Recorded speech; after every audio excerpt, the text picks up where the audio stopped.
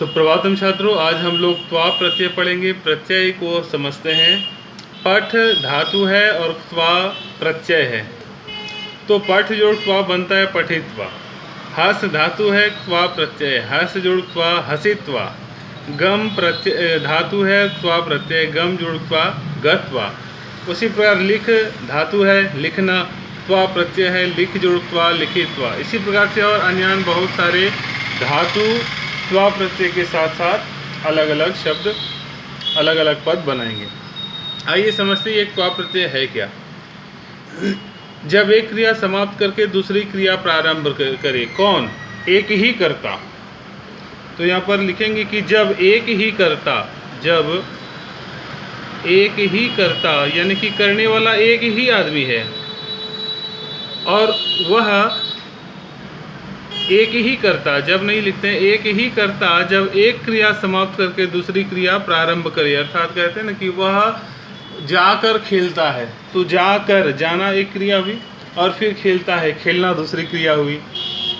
वह हंसकर बोलता है, तो हंसकर, हंसना एक क्रिया हुई और बोलता है, बोलना दूसरी क्रिया हुई। तो पहली जो क्रिया हुई उसी को बोलते हैं पूर्वकालिक क्रिया और उसी में त्वा प्रत्यय लगता है। जैसे कि वह जाकर खेलता है, तो जाकर एक क्रिया हुई, पहली क्रिया, और खेलता है, खेलना दूसरी क्रिया हो गई। ऐसे में जो पहली क्रिया होती है उसी में एक त्वा प्रत्यय लगता है। जैसे पठ जोड़त्वा, पठित्वा का अर्थ हुआ पढ़कर। हस जोड़त्वा, हसित्वा का अर्थ हुआ हंसकर। गम जोड़त्वा, गत्वा का अर्थ हुआ जाकर। लिख जोड़त्वा, लिखित्वा का अर्थ हुआ लिखकर। तो वह जाकर खेलता है, तो जाकर में ये पहली क्रिया है जाना और खेलता है, खेलना है दूसरी क्रिया। तो पहली क्रिया को ही पूर्वकालिक क्रिया कहते हैं। पूर्वकालिक क्रिया यानी कि पहली क्रिया, इसी में एक त्वा प्रत्यय लगता है। तो जाकर यानी कि जाना, गम, और गम धातु में यदि त्वा प्रत्यय लगेगा तो बनेगा गत्वा। तो इस प्रकार से इसका संस्कृत वाक्य बनेगा, वह खेलता है, क्या होता है, सह क्रीडति, है ना, वह खेलता है, सह क्रीडति, वह जाकर खेलता है। इसे जाना गम धातु में जाकर, जाकर तो गत्वा जाकर, हंसकर तो हसित्वा, पढ़कर पठित्वा, नाचकर नर्तित्वा, बोलकर उक्त्वा। इसी प्रकार से बहुत सारे अन्य पद बनते हैं। जैसे वह पढ़कर खाता है, तो वह खाता है, क्या होगा इसका, सह खादति। अब पढ़कर खाता है, पढ़ना एक क्रिया हो गई और खाता है, खाना दूसरी क्रिया हो गई। नतीजा जो पहली क्रिया है इसमें एक त्वा प्रत्यय लगेगा।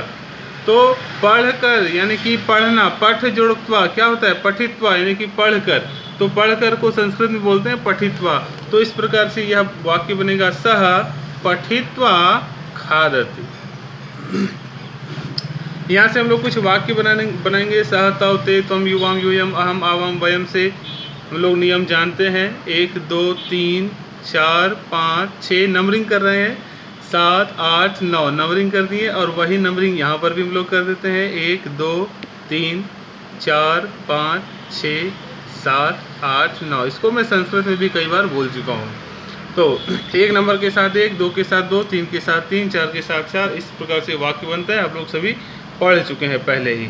अब जो एक वाक्य और है, वह पढ़कर जाता है। तो पढ़कर, पढ़ना इसमें पहली क्रिया हो गई, पूर्वकालिक क्रिया, और जाता है, जाना दूसरी क्रिया हो गई। तो जो पहली क्रिया है ये दोनों काम कौन कर रहा है, एक ही आदमी कर रहा है। वह एक कर्ता एक ही है और क्रिया 2 है, एक पढ़कर पढ़ना और दूसरा जाना। तो पढ़, एक क्रिया समाप्त हो गई, पढ़ लिया, जब समाप्त हो गई तो ये हो गई पूर्वकालिक क्रिया और इसी में त्वा प्रत्यय लगता है। तो पढ़ जो पढ़ना यानी कि पठ जोड़त्वा पठित्वा। तो वह जाता है, वह को क्या बोलते हैं, सह, और 1 नंबर के साथ गम धातु का जाना क्या होता है, गच्छति। तो इस प्रकार से ये वाक्य क्या बनेगा, सह गच्छति, वह जाता है। ठीक है, पढ़कर जाता है, पढ़कर को क्या बोलते हैं, पठित्वा। तो सः पठित्वा गच्छति, यही है त्वा प्रत्यय। धन्यवाद।